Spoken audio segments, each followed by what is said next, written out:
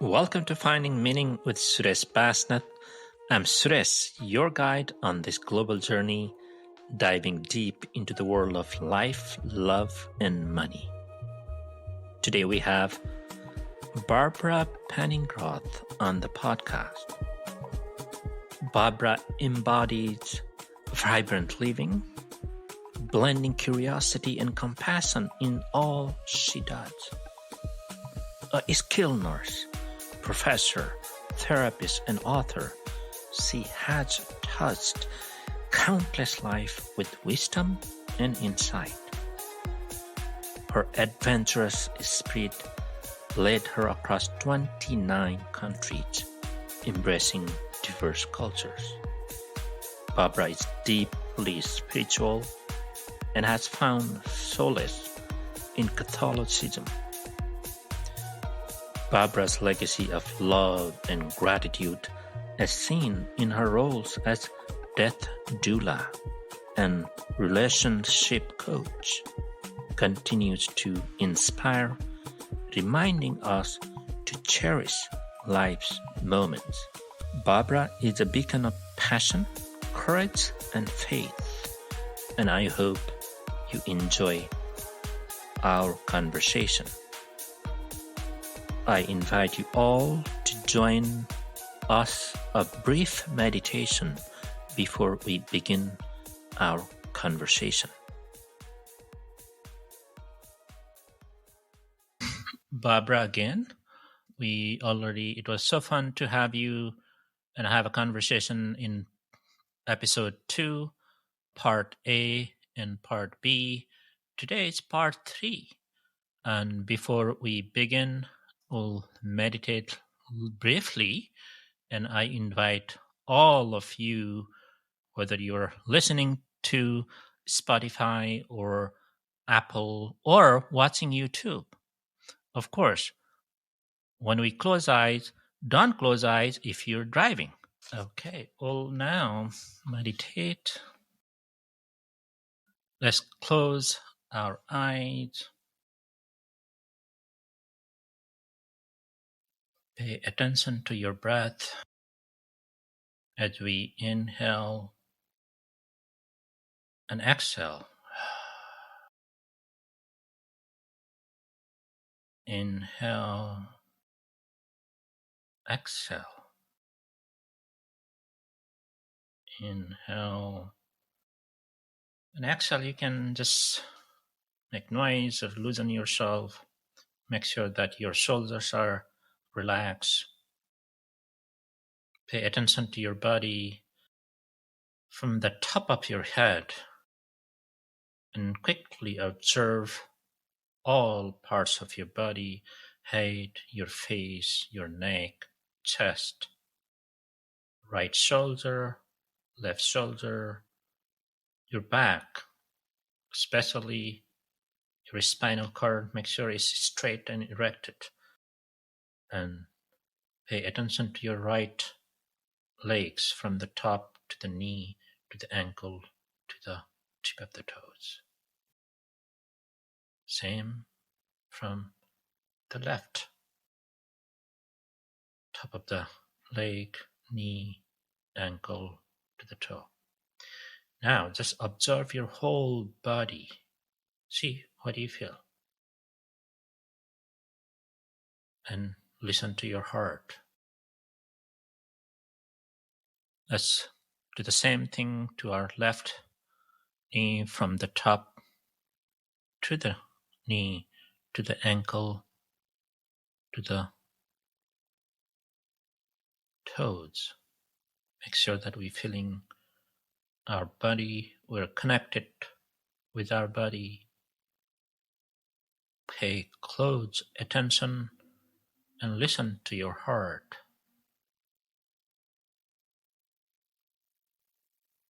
Don't even pay attention to your head.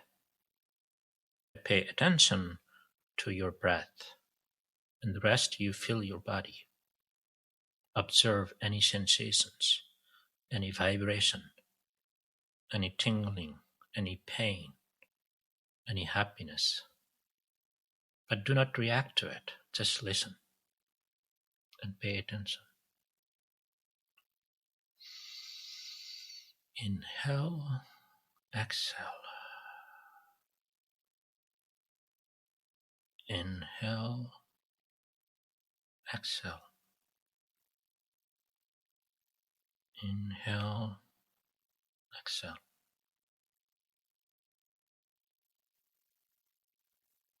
Slowly open the eyes. In today's conversation, we'll focus on Barbara's spiritual journey. In our today conversation, Barbara will give us a brief her background when he started in a spiritual journey. Barbara, could you tell us when did you begin your spiritual journey and what it was like? I think I've always been on a spiritual journey. Even as a small child, I used to go out in the back. I was maybe 4. I would go out in the backyard and I would build these rock cairns. And my mother says, piling up rocks. My mother says, "What are you doing?" Mm. And I said, "I'm trying to get back to God." Ah. And so from a very young age, I had this sense of spirit and being held in that in some sort of way. Okay, so it's been sort of a theme that's run through my life. From my own experience, I feel like we're all led, if we're listening, we're Mm. all led on a spiritual journey in some way through our lives. It just becomes being open to the hints, the little things that come along, the things that are telling us, go this way, go that way. Here's a possibility for you. Is this something that you would desire? Uh, It's been a sort of a continual and very surprising and wonderful process for me. When I was in college, my roommate was a Catholic, and I started going to Mass with her, and I loved Mm. the ritual. I'm really, as Mm. you already know, into ceremony and ritual. And because this is sort of the connection between the physical world and the spiritual world. Mm. I love the rituals. I started at that point, I was 18, looking at becoming a Catholic, which was definitely not something my family was happy about. And I ended up not, because at the time there was a belief system that was very much present, which was you had to be a Catholic and certainly a Christian or you're toast. You're not going to be saved somehow. And I just couldn't accept that idea, because to me, if you're only talking about people who are Christian, what about all the other people in the world, who have never heard anything about Christ and are perfectly well following their own spiritual traditions? And so I said, "Do you have to believe this to become a Catholic, that this is the only way?" And he says, "Well, yes." And I said, "Then I can't become a Catholic." So I didn't, which was a disappointment in some ways, but it was also much more true to really what I know in my own Mm. being to be the truth, that there are many paths to God. So Mm. not just one. Probably the next big spiritual adventure, which we've already talked about in previous podcasts, was becoming involved in Tantra and Mhm. Tantra-weic practice, which is a spiritual practice. And Mhm. that connected for me sexuality and spirituality Mhm. in a way that I don't think I had ever realized before. And that was Mm. really, really impactful. So my next big adventure Mm. was, I was probably 45, and I was Mm. in Los Angeles, the Bodhi Tree Bookstore, which is a really well-known New Age bookstore. And I was walking around, and all of a sudden I caught out of the corner of my eye this orange book. It just was sitting on a table, and I looked at the book and I started to cry. And I'm thinking, well, this is strange. And I've also know from my own experience that for me, if I start to cry or get tears spontaneously, there's something here that I need to pay attention to. And so the book was, it was a guidebook for doing a vision quest, particularly for high school seniors. And it was talking about the transition between childhood and adulthood. And I began to think, well, I'm in a transition now, maybe not the same one, but it's certainly a transition. And so I picked up the book, and as soon as opened it, I'm just sobbing, and I'm saying, okay. Mm. So I bought the book, and on the way home, I was reading it to my husband. I couldn't get more than a line, and I'd start sobbing again. So obviously, this is something that I'm called to. Okay, so the process at the time was about the way the book laid it out was about a year in preparation. And during that time, there was a lot of reading. Normally, I would make a list and go from the top of the list to the bottom of the list. But in this time, which was the first time I'd done this, each thing led me to something else. And that's been sort of something I've really noticed in my life ever since, that if I'm paying attention, each thing that happens is going to lead me to something else on that path. But in any case, one thing you're looking at is where you're going to do it, because it's in the wilderness somewhere. The second thing is what the theme of this is for you in your life right now. What is it? And the Vision Quest comes out of the Native American traditions, where young men, particularly, sometimes women in some tribal groups, but almost always men, would go into the wilderness to cry for a vision. And it was really looking at what is the purpose of my life? What is the gifts that I am here to bring to my people? See, even that makes me tear up. Okay. So what are the gifts that I'm here to bring to my people? And that's sort of the theme of the Vision Quest. And so I thought I was going to do it in the mountains because, I've spent a lot of time hiking and backpacking in the mountains, and I'm really comfortable there. And I was over on the coast in Carmel area, Monterey area, and I was floating in a hot tub at midnight, and the water alone, dark, and the body, it was right at body temperature, so it was almost like being in a womb. And all of a sudden, I hear this voice, and I can only describe it that way because it was like a voice, and it said, "It's to be in the Funeral Mountains, and it's to be at Easter." And I'm going like, Mm. and I'm saying, well, where are the Funeral Wow. Mountains? and so, I looked them up, and they're in Death Valley, which is really interesting Huh. now. Okay, that's where that Vision Quest was, because this is a start. Really? Now that piece is being fulfilled. So I asked my husband, part of it was that you had to have a base camp, which was sort of a safety thing. Native Americans didn't have a base camp, but but this book recommends that you do, Mm. and that you leave some symbol each day for the person who's the base camp, so they know you're okay. And if you don't Mm. leave that symbol, if you don't believe whatever it is you're supposed to leave for them at a particular place, they know they need to come get you because something's wrong. So that's Mm. sort of the safety issue. Mm. My husband and I asked him if he would be my base camp, and he agreed to do Mm. that. Okay, so we went out to Death Valley, and we're looking all over. I'm thinking it's going to be down in the valley, someplace on the Mm. valley floor, but that's not where I was led. I was led up into the Funeral Mountains, which are on the east side of the valley. Mm. And I was led to this place, and again, it's sort of like sitting in the car saying, no, we need to go that way. We need to go this way. And trusting that you're being guided. Don't second guess. As soon as you start thinking, well, is that Mm. really true? You'll lose it. You won't Mm. know anymore. Okay, so I found this place that was overlooking the valley, 2,000 feet above it, and on a cliff out on a sort of a promontory. And I knew that this was the place. So this is where we were going to come back to when the time was for the Vision Quest. A Vision Quest involves a period of time, usually 3 or 4 days, alone, without food, without shelter, and with little water. Native Americans didn't take any water. I did. Because 4 days is a long time without any water. And in the meantime, I'd prepared just sitting with what was coming up from all the books and stuff. I was really looking at what each day was going to represent for me. And it was very easy because it was on the medicine wheel. So it's days spent in each direction and all of the things that come out of the Native American tradition in terms of that direction. And it ended up going out. I was carrying this water and a pack because I had all this journal and all this stuff with me. So went out there, and each day was very, very different because it had a sort of a different kind of feel or emphasis from it. And then the last night, you cry for the vision. This is where you're now pretty much in an altered space because you've been out there for a long time without food and very little water at that point. And you build a circle and of rocks, Okay, and then you go into that circle, and then you're supposed to stay awake all night Mm. and wait for what you're shown. And really, you're supposed to be just paying attention because it often comes in ways you would never ever guess.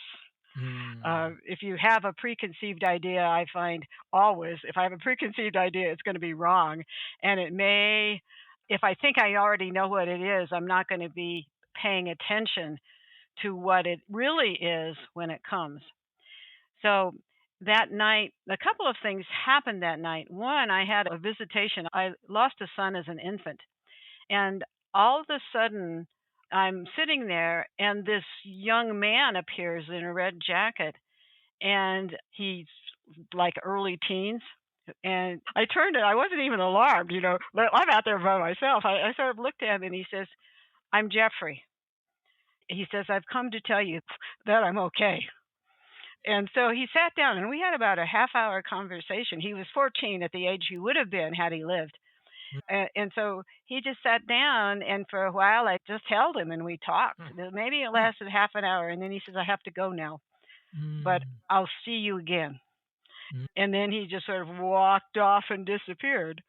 There was a sort of a mystical vision that really part of the theme for me was because there were a lot of complications with that childbirth, I lost all my sort of inner parts, if you will. Mm. And so my question was, who am I as a woman when I don't have the capability of bearing children? I don't Mm. have a uterus. I don't have any of the things that you would normally say, oh, this makes a woman. So Mm. in this dream, there was an affirmation of myself as the feminine, if you will, Mm. not connected to childbearing, but that Mhm. childbearing comes in all kinds of ways in your life, in teaching, in Mm. counseling, Mm. and in serving the people in some way. And it really was the mystical vision and a very profound one for me. And also sexual in a way, anyway. But that experience, I sort of consider the before of my life and the after of my life because from that point on, I had a very clear idea that of what I'm here to do. And I think we already talked about this that I had the women in my counseling practice really early who had come in and had said they were in their 70s, 80s, and they'd come in saying, I'm really here at essence. They didn't say it in these words, but at essence, it was I don't have a lot of time left. I want to make sure that I've done what I came here to do. Ah. And they hadn't answered the call. They had not, they had Mm. known what they'd been called to. They'd been known where their passion was. And Mm. they'd been too afraid to make the changes necessary that would allow them to move toward that in their lives. And Mm. so I said, okay, this is a lesson, Barbara. Do not forget this. And from this point on, I sort of had an idea. So that was where I was led on that vision quest, and it really set me on a direction or a knowingness how all these things begin to fit together in my life. Okay, so the next big thing was probably I had this dream, and a lot of times things come to me in dreams, and it's secret of dreams, by the way. You better have a pad by your bed with a pencil to write down because you will forget. And if you try to remember them the next morning, you're telling the universe, I'm open. I'm open to Mm. however you want to give me the message of what's coming next. Oh, I see. Okay. So I always have that there. Hmm. So I had this dream, and in this dream, there is I walk down these stone stairs, and there's a woman in this dream who's sitting on a rock in this underground cavern, and she turns and looks at me and she says, "Whatever you are seeking will cost you not less than everything." And I went, I was simultaneously terrified and thrilled. Okay, and I'm thinking like, what can this mean? Then 3 days later, I was in Los Angeles again with a friend who brought a friend of hers to have lunch.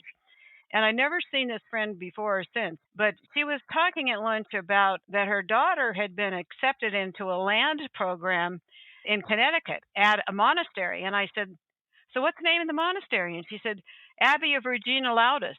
And all of a sudden I burst into tears. And I'm thinking like, here it is again. I'm thinking my mind is looking at me saying, well, Barbara, you're not even Catholic and you've never even heard of this place before. Why are you so moved? And I was so surprisingly moved that I wrote them and said I wanted to come for a visit. And so I came, and I was really interested in the land program, which is where people live for a year on the land, in the confines of the monastery grounds. And it's a year of sort of reflection about where's your life going. Most of the people Mm, there are either just out of mm, college and trying to decide where their life goes.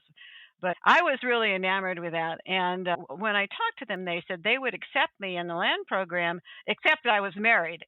They didn't think it was a good idea for me to be away from my husband for a year, although my husband didn't have any problem with that because we were able to support each other really well mm, in our spiritual journeys, even though they weren't the same.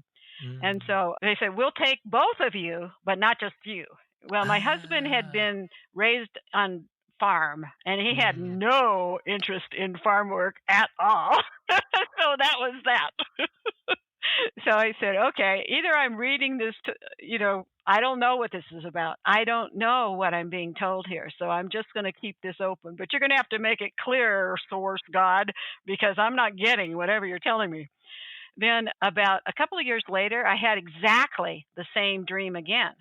mm, And this time, 3 days later, I'm listening to a radio program, and the mhm, guest and is a person who was an actress. In fact, she was in movies with Elvis Presley, and mm, she left her career mhm. at the height of her career to enter an abbey, Huh.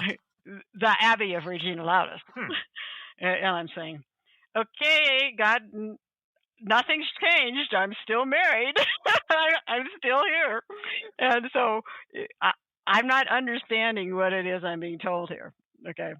So then I be very careful what you ask for if you're not serious about it. I was backpacking. I was up in the mountains, Mm, and I remember exactly where I was standing. I was on this promontory overlooking the valley and way down below. And I said, God, if there's whatever is in the way of your plan for me, remove it. 3 months later, I had no house, no husband, and no job. And I was saying, God, this really wasn't what I had in mind. So now I ended up moving. My husband and I ended up separating and divorcing, and that's where the divorce ceremony mm. and all that came in. But then I moved up Oh, into the Mount Shasta area. Now in 2004, in Northern California, 2004, I had exactly the same dream again. I'm walking down into the cavern. The woman in black turns and looks at me and she says, what you are seeking will cost you not less than everything. 3 days later, Oprah magazine arrives. The issue is about happiness. I flip open the issue and I'm looking at the article is what they did for bliss. And it's an article about Regina Laudis, oh, really? same Wow, monastery. wow. And so I contacted them and I said, I'd like to come for a visit, and I need spiritual direction this time. Okay, so I went and I talked. They signed me a nun who I talked to at least once a day for an hour. And at the end of the third day, she said, "I said, Mother, I think I might have a call." I said, "But there's two problems. One, I said I'm not Catholic," and she said, "Well, that can be remedied." And what's your other problem? And I said, I'm 66. And I said, I think that's way too old. And she says, that's pretty old. She says, yes, it is too old. Let me talk to the abbess and the council and we'll get back to you. So 3 days later, she came back and she said, this is not something we can do. It creates two different classes of people in the monastery. And secondly, she said, uh, they don't want to set a precedent of accepting somebody so much older. Normally, they don't accept people over maximum 45 because monastic orders are not supported by the church. Each order has to be able to support themselves.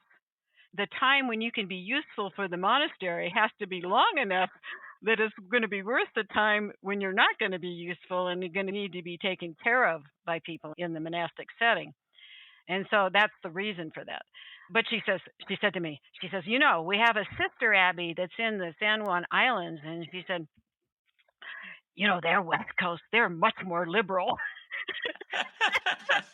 I'm going to call the abbess and tell her about you, and I want you to visit them. So I did go to the San Juan Islands. They were only accepting people not over 45 at that time. All right, God, I've done everything I know what to do. You're going to have to, if this is something that you want to happen or whatever it is, you're going to have to tell me more clearly or make it happen for me. And in 2009, I was visiting Denver, where I live, my ex-husband and his current new wife. And she suggested I might want to go up to St. Walburga, which is an abbey in northern Colorado. And while I was there, I spoke to one of the nuns. And on Sunday, when I was ready to leave, she stopped me and she said, "Could you wait and talk with the abbess?" And so I said, "Well, sure." And she says, "Do you know anything about cloistered oblates?" And they are basically people who live within the monastic structure. They wear habits, but they're not vowed. So they can leave the monastery to do errands for the monastery. It's sort of like being half a nun. And I thought, oh, this sounds sort of cool. I talked with the abbess and she said, I'd be willing to accept you in this category. She said, but she says it's a difficult thing to do because it creates two classes of people in a monastic setting. And, those who are really nuns and those who are not. Okay. And then she says, but your story is so specific for Regina Laudis and secondarily for Our Lady of the Rock, which was the monastery in Washington. She said that she says, I want you to contact them to see if they would take you in this status. Okay.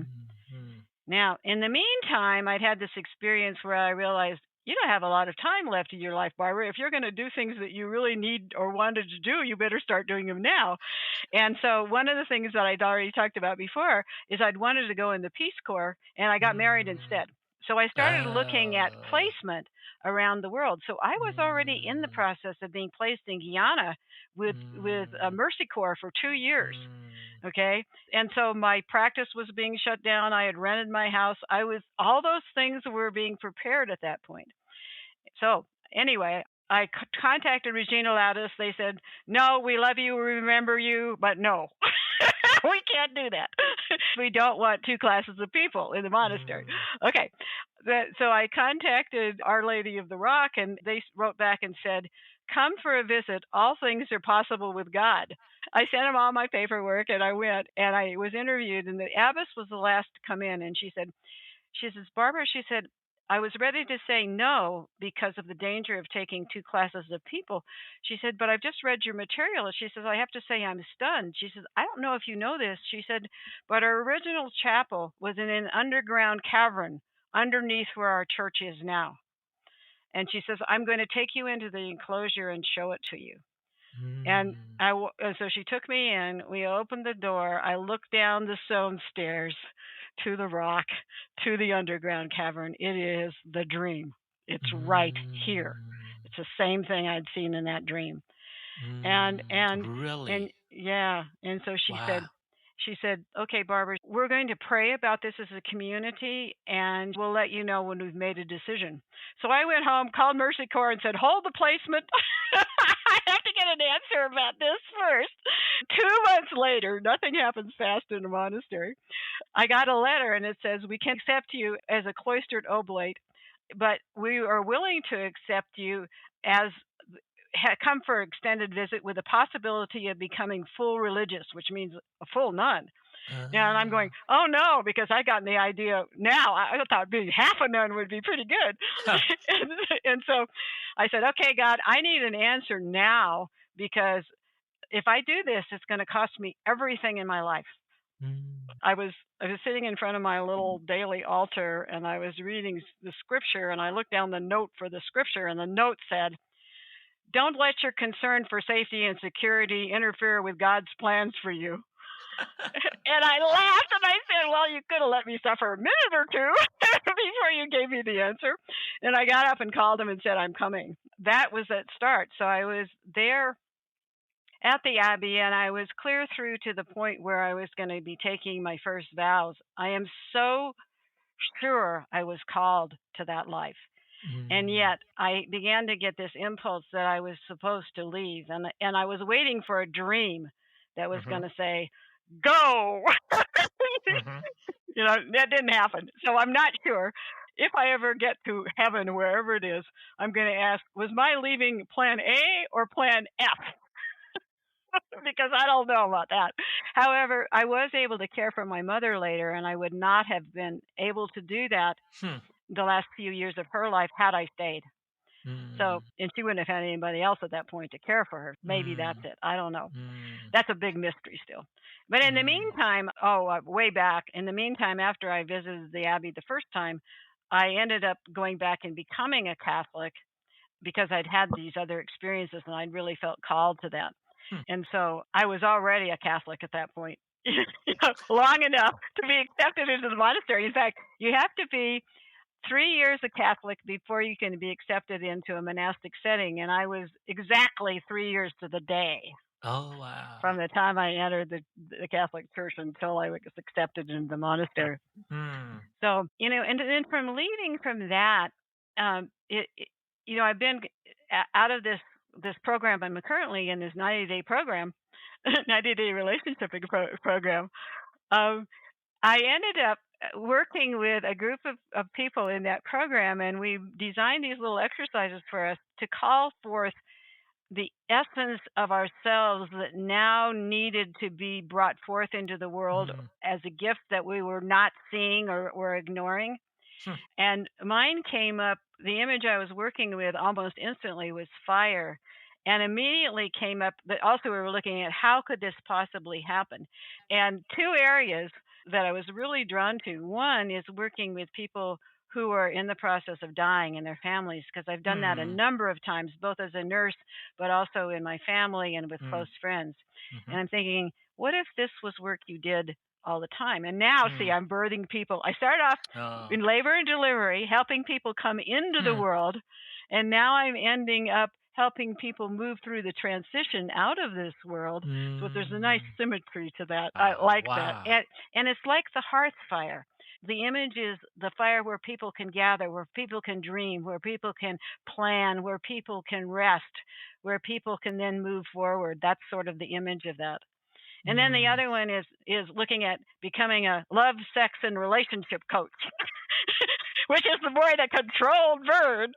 You're completing the whole circle. Exactly. Exactly. And I still ask myself every day this thing about the questions we talked about before. Is there anything that you'd be really sorry if you hadn't done and you died today? And the other thing is, if you died today, are there any relationships that you haven't cleaned up, that you haven't told them, something you would Mm. really want them to know, like that you love them or so on? When I Mm. was working as a nurse, one of people's really biggest griefs, they hadn't cleaned up Mm. relationships and now it was too late. Mm. Or they couldn't remember if they were family, they couldn't remember if they told the person even goodbye that morning, and now they Mm. were dead. Mm. So it's like, don't wait. Don't Mm. wait to do the things that you feel called to in your life. Mm. Do them now. Do them now. And the other thing is, if there's anything you want somebody to know, that you love them, that they've been really important to you in any way, do that now. Oh, wow. So, Barbara, we already talked about in detail about your past relationship with your two of your husbands, then longtime friend for adventures for 20 or 25 years. How was like sort of living in the moment? How did you guys enjoy life? Or did some of those spiritual journey help you in your Yes. relationship? I think the hallmark of the relationships that I've been in have been that there's been myself and my partners has been enormous capacity to, first of all, a commitment to personal growth. All of us have had that, an enormous capacity to support each other in our Mm. hopes and dreams, even Mm. when those would require us to really look at some internal sticky places.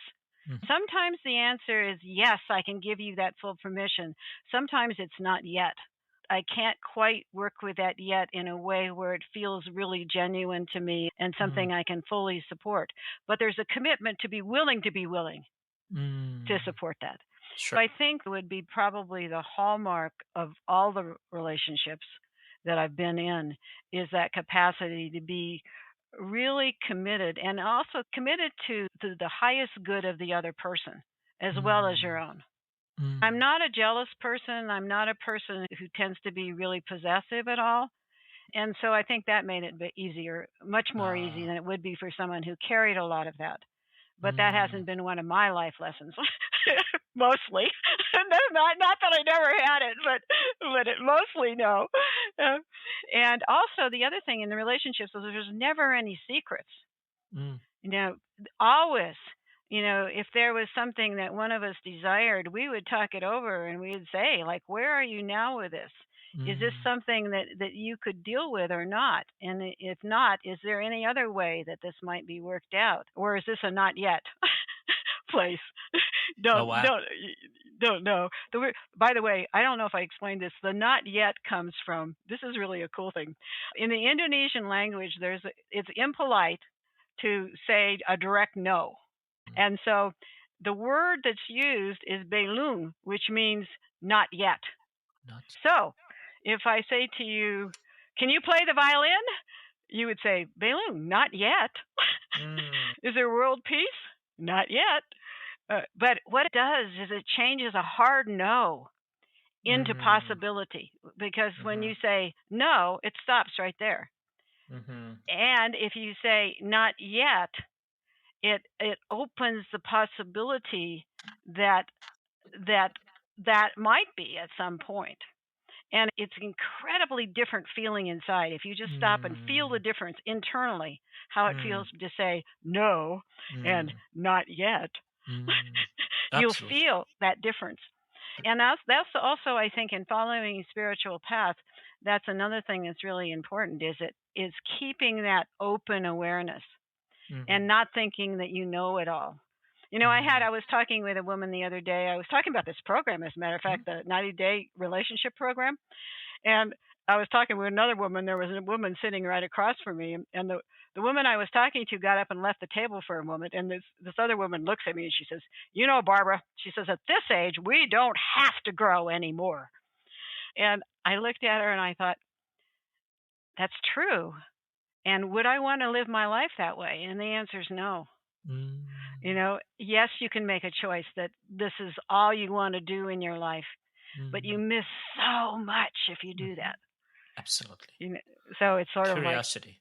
being curious, being Be open, curious. being noticing, being present for Mm. where you are. That makes all the difference. And Mm. and I think that's what this last part of my life now, if I talk about my spiritual adventures, this Mhm. last part of my life now is dedicated to that, bringing Mm. myself inward and Mm. really accessing my inner universe, if you will, and also source within, so Mm. that my life now becomes not grasping from the outside to be filled, but being filled from the inside and letting that flow through me Mm. To outside world from to the inside outside out. world. But from the Mm. inside out rather than the outside in. That doesn't mean I don't get catalyzed by the Mhm. outside world, because Mhm. I do. Mhm.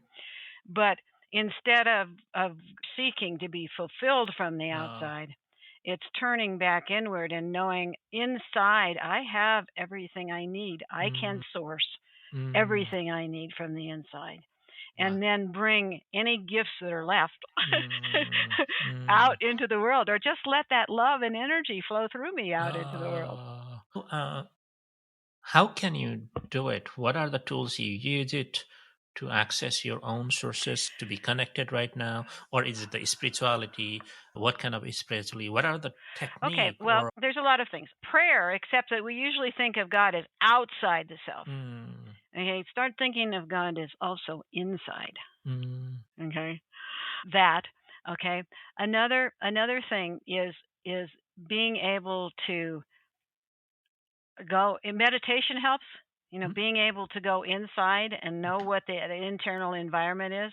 mhm, If you don't have a spiritual connection to God or something like mhm, that, it's a little harder maybe.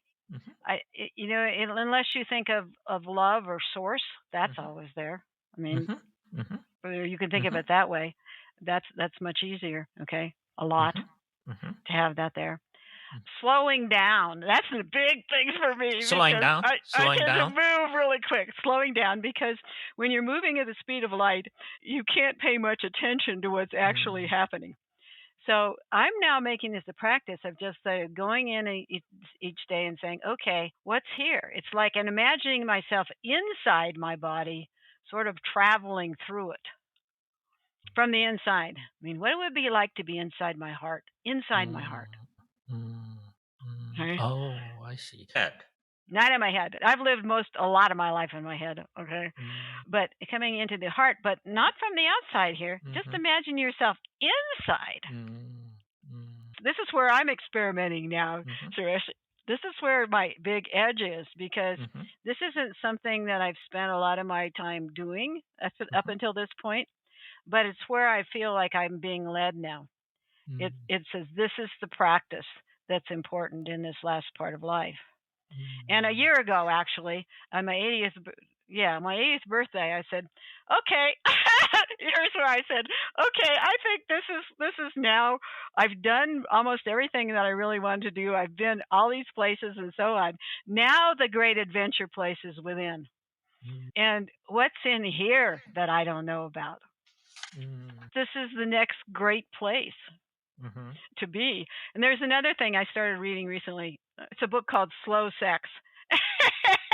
And it's helpful in terms of slowing down, because it's like being so minutely and totally conscious of every single movement, touch, sensation, or anything else. But I think it's more what I'm taking from that is more the lesson of being really truly present, because we only have right now. The past and the future are either already gone or coming, and if you live in either one of them, you're not in the now. Yes. So it's bringing yourself back, and you maybe have to. I'm finding I have to ask myself, okay, where are you now? Take a breath, come back in, again and again and again. Yeah. And wow. And think of it as an adventure. Yes. I would be curious. All of those are critical. Yes. And I think you mentioned in our previous episode that you have no regrets in life. Well, almost none. There's some little things where I look back and say, in that instant, if I had been able to be more present to what was really going on, would it have changed things? But on the other hand, also that's another clue. Instead of saying but, which stops the action, you say, I can remember this incident, and had that marriage lasted, for instance, I wouldn't be where I am now. I wouldn't have had these particular set of experiences. I wouldn't have met these particular people. I believe there is. But, and I also want to live as if there wasn't. So if I say I don't get a second chance, how do I want my life to be? Wonderful. So what I'm understanding, you believe in God. Yes. You believe in spirituality. Yes. And you believe in love. Yes. You believe in passion. Yes. You believe in world ventures. Yes. If you die today, is there anything else you will miss being not able to complete? I think the place that I would miss is not losing the people, losing the daily contact with the people that are important to me. That's what I miss. I would miss knowing, where would this adventure have gone? What could have happened in this relationship? But I think if I look back on my life, I would say, pretty good. I'm pretty happy with where I am. And as long as you keep those things up to date, when new things come in, is there anything else that you'd like to do? Is there anything else you'd like to experience? And what about your relationships? Have you really told people the things you would want them to know? And as long as those two are current, you're in pretty good shape. So, there would be regrets not to have. It's always when there's an ending, like a divorce or a death, there's always that piece of the future that you lose. Yes. And there's grief in that. when you lose a relationship, you're losing not only the relationship itself, but you're losing the future you imagined for this relationship.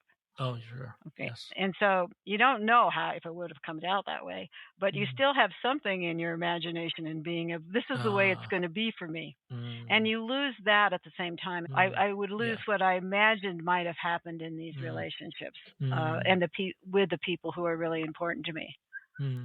But I also think I'm going to come back and still be able to see them. So optimism and hope.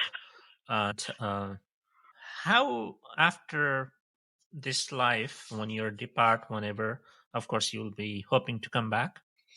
Maybe not. Yeah, maybe we'll talk about that experience in our next podcast or after a long time. But how would you like to be remembered? What advice you have based on your experience to the people, how they enjoy life in general?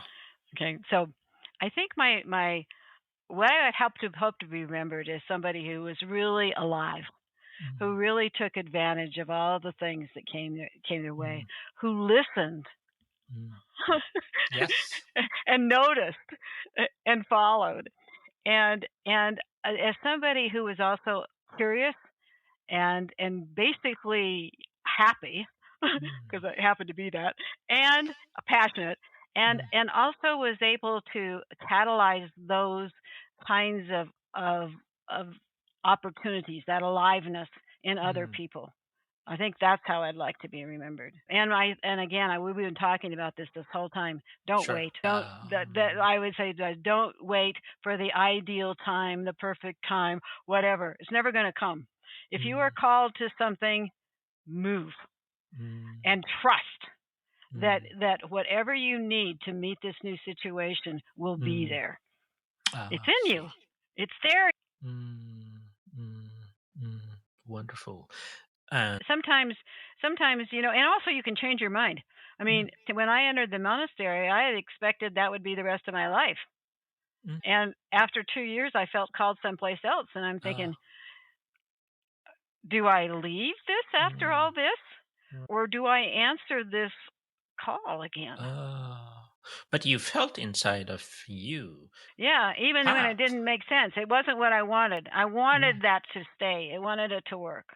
Okay? But that wasn't where I felt like, and you don't have to make a decision all the time, but if you think about it too long, it will be harder, guarantee you. Absolutely. So much takeaway from this conversation with Barbara here. Thank you so much. It's been such a pleasure to have this conversation with you. And thank you, our listeners, for joining in this incredible conversation, and give us comments or feedback or more questions for the future. Thank you again. Have a great day. We'll quickly meditate and we'll finish our session. Inhale and exhale.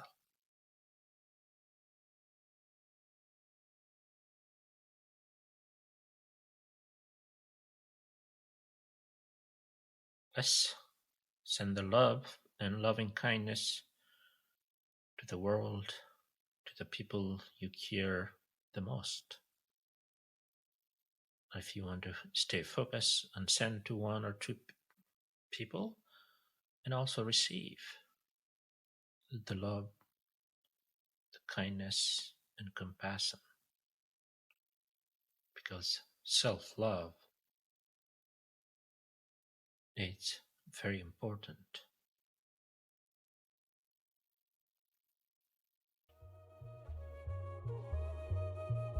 Thank you for tuning in to Finding Meaning with Suresh Basnet. I hope you enjoyed today's episode as much as I did. Please don't forget to subscribe or follow us on your favorite podcast platform so you never miss an episode. If you have any feedback, topic suggestion, or just want to say hello, feel free to reach out on social media. We love hearing from our community. You can find us on Facebook, YouTube, or visit my website at sureshbasnet.com. Until next time, have a great day.